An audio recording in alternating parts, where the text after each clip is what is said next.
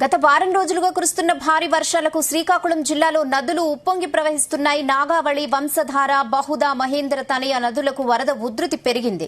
ఆంధ్ర, ఒడిశా సరిహద్దు ప్రాంతాల్లో వాగులు సైతం పొంగుతున్నాయి. నాగావళి, వంశధార నది తీర పరివాహక ప్రాంతాల వరదల కారణంగా లోతట్టు ప్రాంతాలు జలమయమయ్యాయి.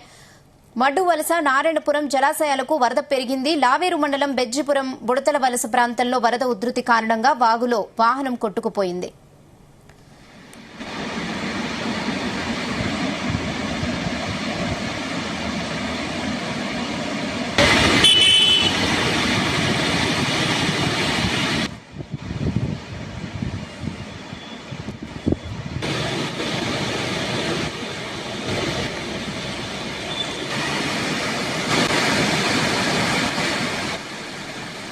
అలాగే లోతట్టు ప్రాంతాలన్నీ జలమయమయ్యాయి. అల్పపీడనం ప్రభావంతో శ్రీకాకుళం జిల్లాలోని పొడవాటి 198 కిలోమీటర్ల సముద్ర తీరం కల్లోలానికి గురైంది.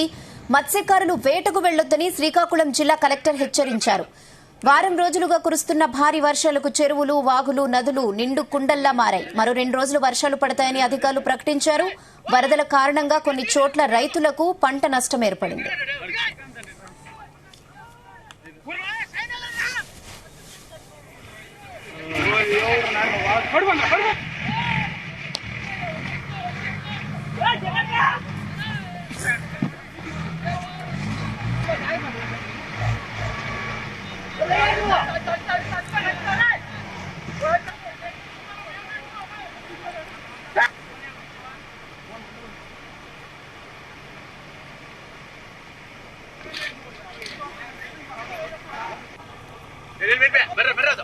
జరిగిపోయింది